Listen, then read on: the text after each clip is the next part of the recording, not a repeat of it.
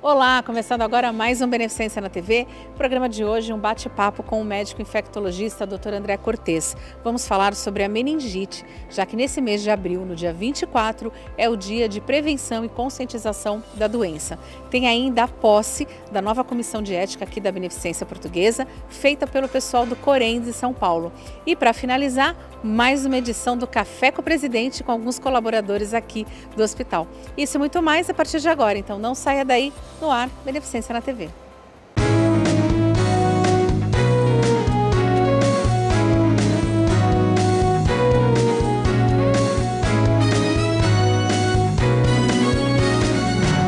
Beneficência na TV.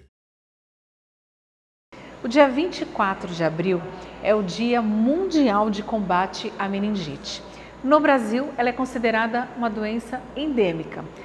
Porém, no ano de 2023, em comparação aos anos anteriores, teve um aumento de casos, com 142 casos no município de São Paulo e 33 óbitos. Sobre esse assunto, a gente vai conversar com ele, que é infectologista aqui da Beneficência Portuguesa, Dr. André Cortes. Obrigada, doutor, mais uma vez por aceitar nosso convite. Doutor, o que vem a ser a meningite? Então, a meningite é uma doença infecciosa, né, inflamatória das meninges, que são as membranas que recobrem o sistema nervoso. Então tem uma inflamação nessa capa, digamos assim, né, e que causa muita dor de cabeça, febre e rapidamente pode evoluir para casos mais graves, né, como septicemia, levando a óbito. Existem tipos de meningite, né? Viral e bacteriano? Existem, dentre as meningites infecciosas, né, que são as mais comuns, né, existem meningites não infecciosas até, que é um capítulo à parte, mas dentre as causas infecciosas, que são aquelas que têm uma transmissão de pessoa para pessoa ou, né, de agentes infecciosos, as principais são bacterianas, mas a gente tem também meningites causadas por vírus e por fungos, e até por micobactérias como a tuberculose, também pode causar meningite. Doutor, quais são os sintomas? Olha, os sintomas principais são muita dor de cabeça, febre, né? Dor para movimentar a nuca, dor na nuca aqui, a gente fala. Aquela coisa de que você não consegue encostar o queixo aqui. Isso, Então esse sinal também é importante para a gente reconhecer, rigidez de nuca, né? E isso daí pode evoluir progressivamente com sinais sistêmicos já, como queda da pressão, sonolência excessiva, né, rebaixamento do nível de consciência. Isso tudo pode culminar rapidamente com óbito em poucas horas, no caso das meningites bacterianas. E como que é feita essa transmissão, doutor? A transmissão geralmente é por contato próximo, gotículas respiratórias, né? O principal exemplo dessa é a meningite causada pelo meningococo, que é um tipo de bactéria, né? E ela é causada em surtos até epidêmicos, como aconteceu no ano passado em São Paulo, né? Um aumento de casos que não era esperado, e geralmente é por contato próximo, pessoa a pessoa, por gotículas, né? Transmissão respiratória. Tá? Então, são doenças também que são preveníveis por vacinas. Então, várias vacinas são disponíveis na rede pública e privada para prevenção das meningites nas suas diversas causas. Então, a meningo C, por exemplo, a meningo ACWY, são tipos de sacarídeos que estão em volta da bactéria, né, que é uma bactéria encapsulada, a Neisseria meningitidis, que é um meningococo, como que a gente fala, né, e tem a meningo C, meningo B, meningo ACWY, são vacinas disponíveis.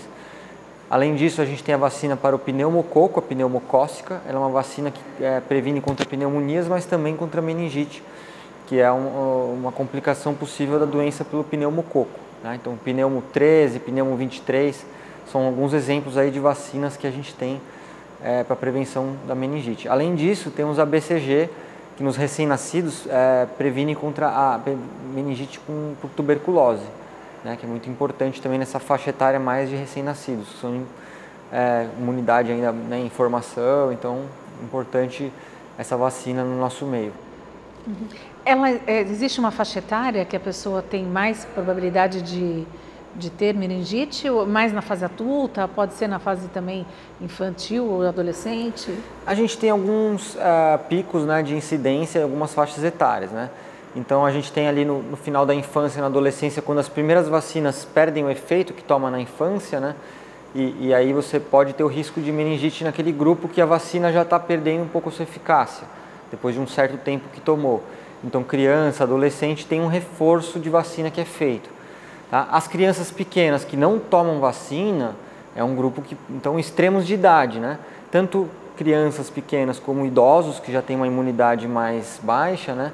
Então, esses grupos de extremos etários são uma faixa de importância. E, além desses grupos, os adultos que já teve muitos anos que tomou o reforço, né? Então, por isso que é recomendado, às vezes, um reforço na fase de adolescência também. Tá? Doutora, como é feito o diagnóstico? A gente ouve falar muito de um exame que tem que fazer, a pessoa toma uma injeção, acho que na coluna, para tirar o líquor. Sim, o diagnóstico ele é um pouco difícil por conta desse procedimento invasivo que é necessário, que é a coleta do líquor, que é um líquido que recobre também que fica junto, né, dentro onde a meninge recobre, né? Esse líquido fica na coluna, que você tem que retirar através de uma agulha, punção por agulha. É como se fosse tomar uma anestesia, mas na verdade é para coletar o líquido. Esse líquido vai mostrar a presença de bactérias, ou de vírus, ou de fungos e da inflamação, que é o aumento das células, né, de defesa que a gente consegue detectar nesse líquido. Para fechar o diagnóstico, o mais importante é esse líquido. Agora, doutor, uma vez diagnosticado, o tratamento tem que começar imediatamente? Mesmo sem os exames, ele já é iniciado só pela síndrome, né? Se for pensada a hipótese diagnóstica de meningite, a gente já inicia os antibióticos prontamente. É importante o isolamento?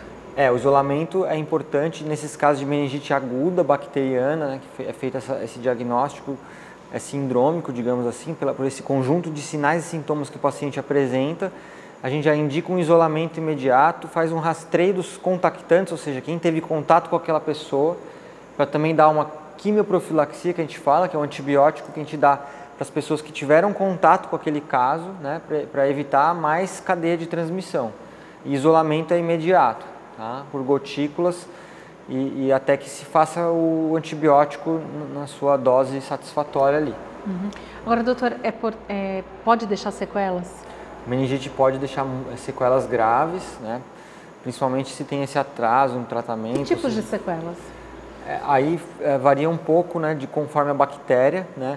O pneumococo, por exemplo, ele causa sequela como surdez, é importante, mas pode causar também perda visual.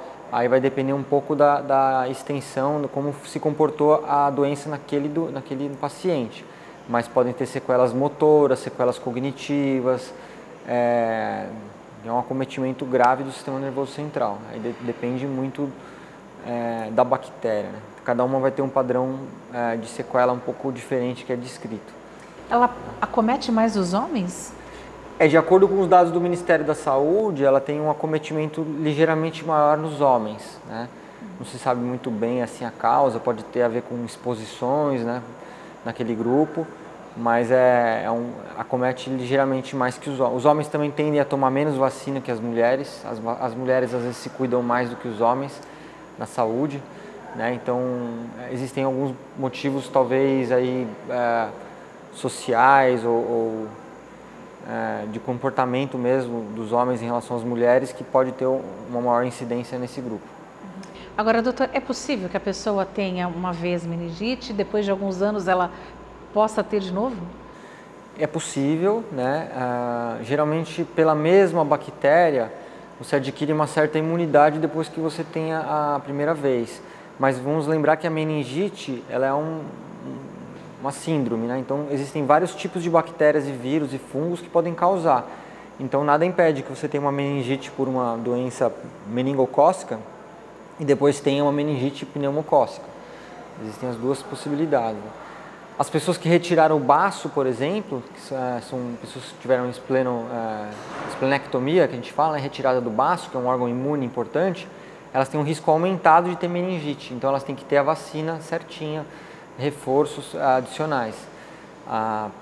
Quem tem, por exemplo, HIV, condições que estão em imunossupressão, a AIDS, então são pessoas que têm um risco também de ter meningite por diversas causas diferentes. Então isso tem que estar em consideração nas avaliações.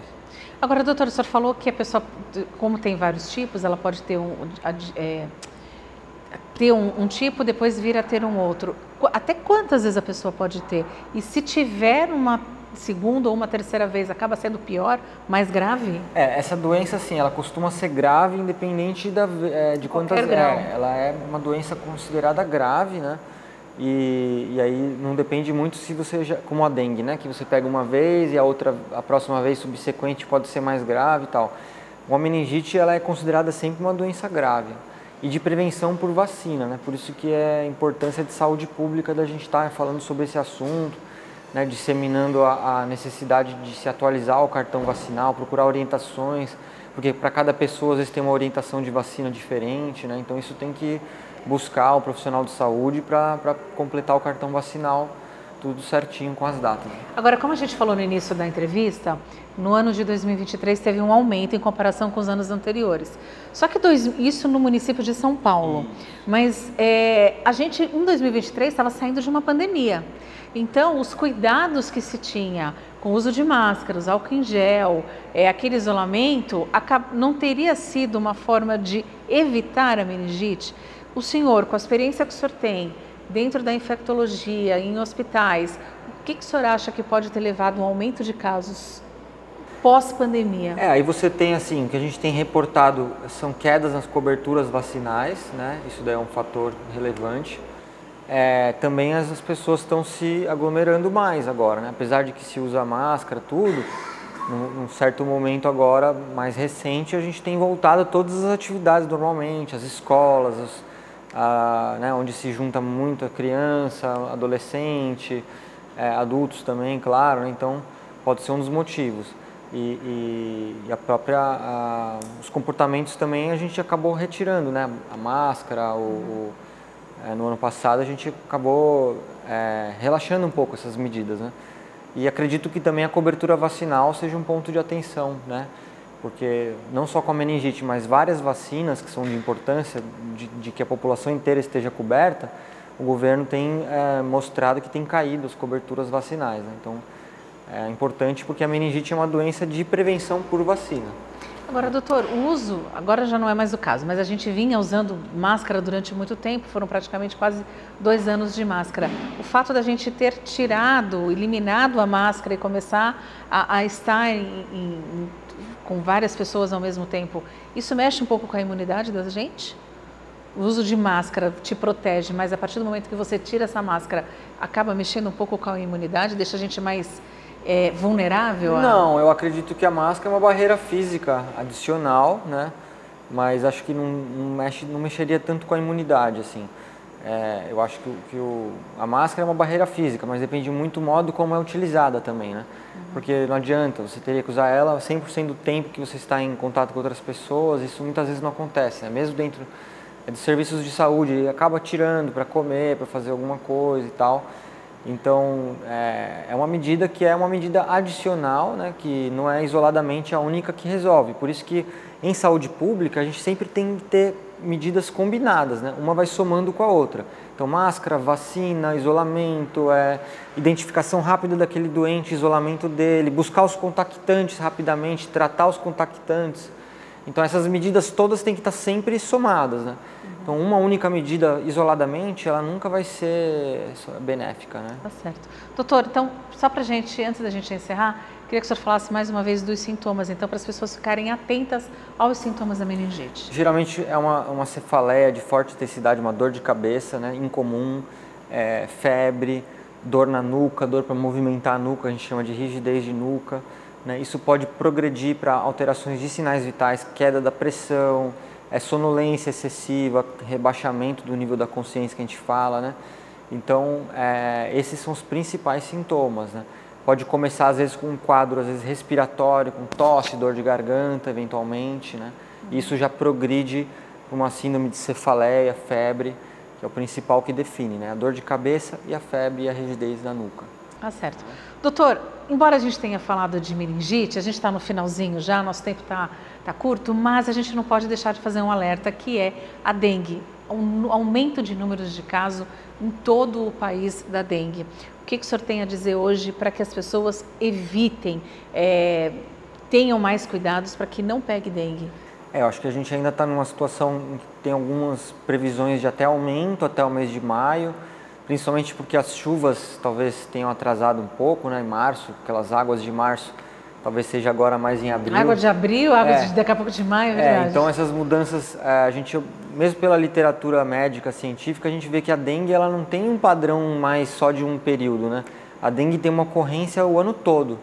E agora esse começo de ano foi muito mais do que outros anos, né? Então continua esse alerta, a necessidade de revisar em casa, né? Porque ela ocorre muito nas casas também, quando a gente dorme, que tem as picadas de inseto.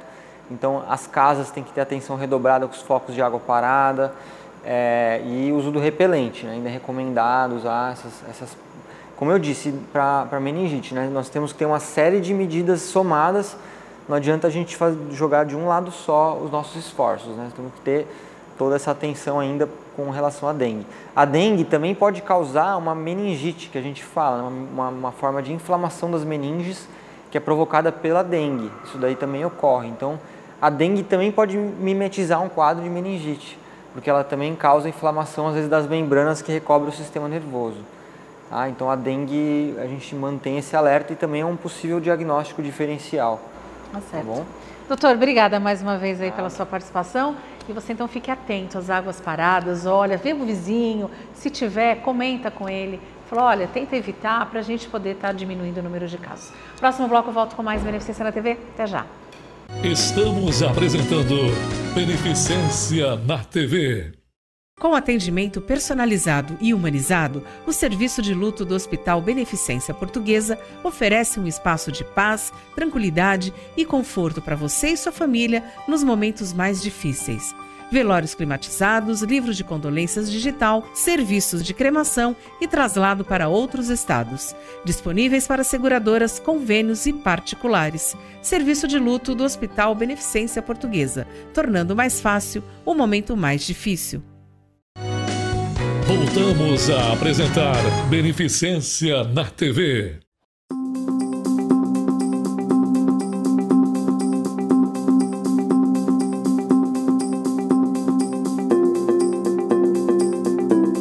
Eu converso com a Ivete Lozada, que é da Coordenadoria Técnica do Corém de São Paulo, que hoje veio realizar a posse aqui da Comissão de Ética. Como é que funciona e a importância de uma comissão de ética dentro de um hospital? Olha, a importância é essencial, fundamental, porque o profissional de enfermagem precisa ter escuta, precisa que a comissão de ética o receba, o acolha, porque geralmente para vir para a comissão de ética houve um evento adverso, houve alguma situação desfavorável.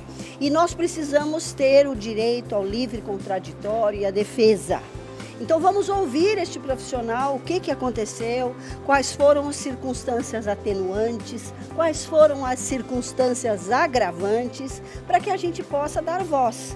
Aí, mediante tudo isso, isso será encaminhado ao Corém São Paulo, porque a tarefa da comissão de ética não é punitiva.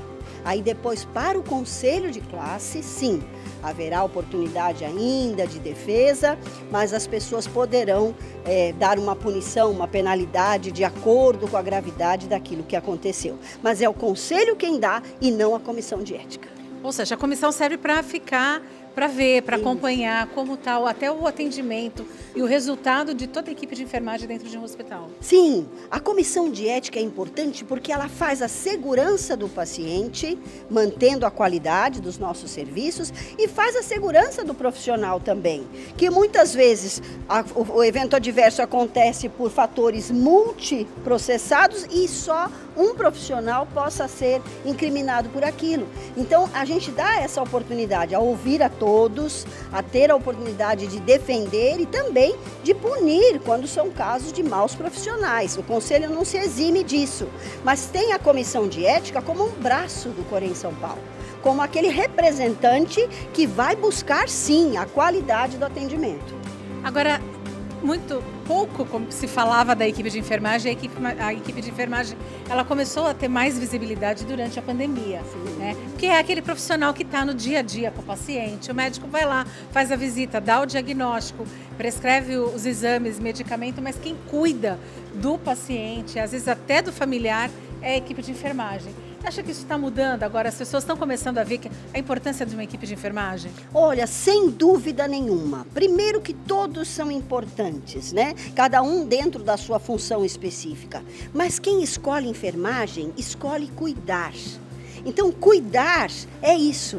É estar presente, é estar em todos os horários, mesmo que, claro, a gente vai ter os nossos rodízios de pessoal, mas as pessoas que estão ali estão dispostas a dar o seu melhor cuidado. E é isso que a gente quer cada vez mais. E aí quando você vê grandes figuras sendo atendidas e elogiando e dizendo, nossa, foi muito bom, porque eu tive uma pessoa de referência, né? Meu nome é Ivete, então quando ele conhece aquele que cuida, vai me tratar pelo nome e eu vou tratar o paciente pelo nome, sendo que a meta 1 de segurança do paciente é a identificação do paciente, né? Então, esta relação é muito importante, forma, assim, vínculos. Eu tenho pessoas que até hoje a gente mantém uma amizade, um Facebook, tudo que é necessário, porque foram cuidados dentro da minha área, que é a área da obstetrícia, mas todas as áreas são importantes e cada profissional de enfermagem mostra a sua importância quando estabelece um bom cuidado. Ainda é uma área que prevalece mais as mulheres como profissionais?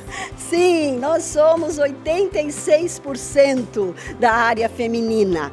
Mas isso tudo também leva uma grande vantagem. A mulher administra. A gente Ela cuida melhor, né? Cuida melhor. Tem aqueles homens também que são importantes, que sabem fazer uma boa administração, mas a mulher já começa na administração da casa. E aí expande tudo isso para uma boa administração hospitalar e para também a exercer o cuidado como deve ser exercido. Eu vou pedir para a senhora deixar um recado, então, já que o mês de maio já está quase que batendo na porta e que é comemorada a Semana da Enfermagem. Eu queria que deixasse um recado, então, para toda a equipe. Bem, não temos mais semana, temos mês da enfermagem. Então, todos os dias são dias para serem comemorados pela enfermagem. Por favor, valorize o profissional que cuida de você, tenha o fenômeno, sim, da empatia, do cuidado, porque tudo isso faz vínculos e vínculos importantes. Nada tem sentido sem o amor.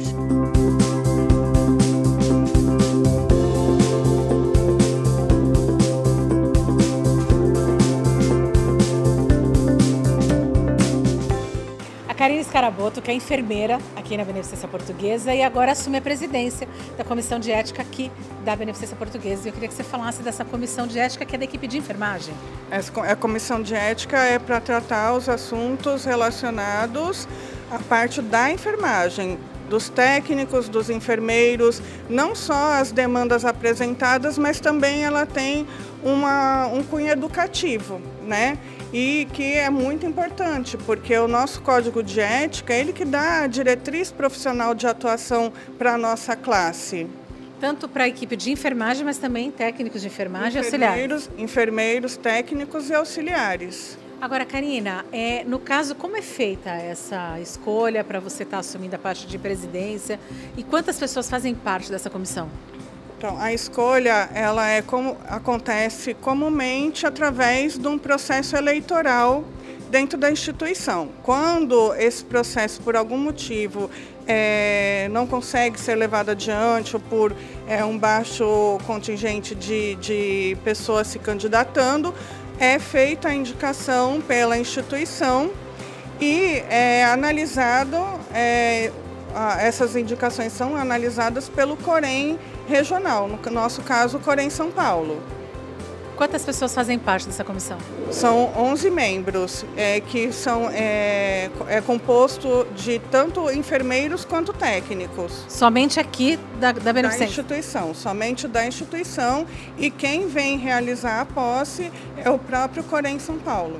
Agora, Karina, quando você fala da parte educativa, o que é feito para os profissionais de enfermagem dentro da parte educativa? Sim, nós procuramos passar através de treinamentos, né, de vários veículos educacionais sobre o próprio Código de Ética, que fala sobre os deveres, os direitos, as proibições. Também é importante falar, puxar para a parte do trabalho em equipe, trazer a questão dos princípios da bioética para o trabalho em equipe e para o relacionamento interpessoal com o próprio paciente.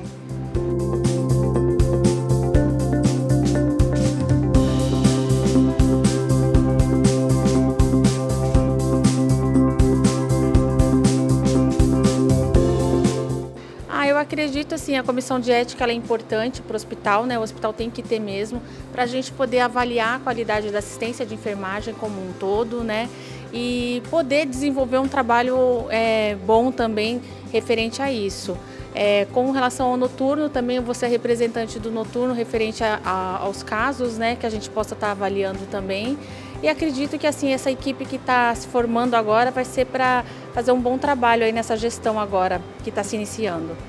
Então eu fiquei muito surpresa e feliz, né? Agradeço, né, pela escolha e espero assim cumprir todos os objetivos, né, que a gente tem para a empresa, que é para a beneficência, né, para os colegas, e agradecendo por tudo sempre, né, aqui que eu sou muito bem acolhida como fui e sou ainda, e estou feliz com essa escolha. Espero participar assim ativamente em tudo que for preciso.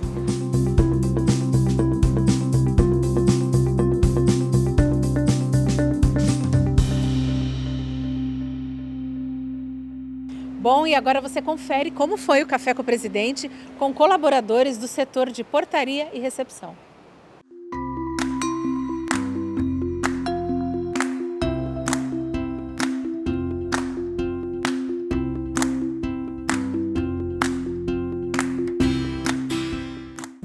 E hoje tem mais um Café com o Presidente, dessa vez com colaboradores do setor da portaria e da recepção. Presidente, eu queria que o senhor falasse um pouquinho sobre o café, o que vocês conversam durante o café e da importância de estar tendo esse contato com os colaboradores, né? A gente acaba tendo um distanciamento, né? E a gente vai muito pelo resultado, né? Então, a informatização, o TI cresce tanto dentro das instituições, né, que nem aqui, são 1000 colaboradores, passam aqui milhares de pessoas por dia. Então a gente acompanha o resultado da frequência, da satisfação e acaba esquecendo, às vezes, uma reunião, um apontamento de um colaborador, né, porque o porteiro é o reflexo, uma portaria, uma recepção é o reflexo da pessoa que entra, da imagem do hospital, né? A porta de entrada, né? Então a gente está hoje fazendo esta reunião com eles, né? Para colher todas essas informações, né? Claro, o TI continua cada vez forte, estamos com TOTS aí, um programa dos mais avançados aí do Brasil, né? Em plena implantação, né? Trazendo assim resultados que chegam até a assustar, né? Com inteligência artificial, né? Mas a gente não pode esquecer o ser humano, a necessidade do ser humano de ser reconhecido, de ser ouvido, né? Então é isso que a gente faz no Café com o Presidente. Sentamos, vai conversando com um por um, escuta o que eles têm a falar, né? Eles gostam porque eles deram uma opinião, às vezes a opinião dele se transforma em ação dentro do hospital, então ele fica satisfeito, a opinião que eu dei passou a funcionar. Então é isso, Cris, é uma reunião aí de, podemos dizer assim, não de negócios, né? Porque eles são colaboradores, mas é como se fosse, né? A gente querendo o melhor deles, né? E para isso a gente precisa dar a segurança para eles e eles passando para a gente a necessidade e a opinião das pessoas que vêm à Beneficência Portuguesa.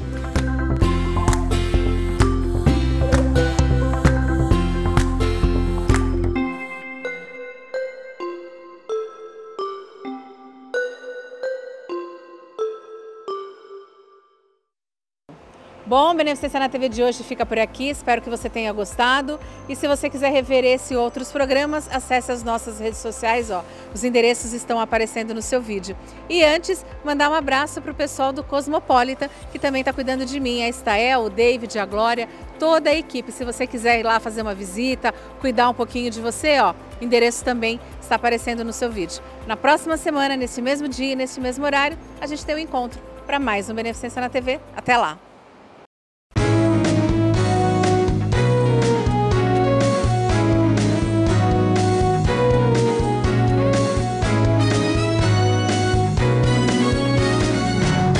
Beneficência na TV.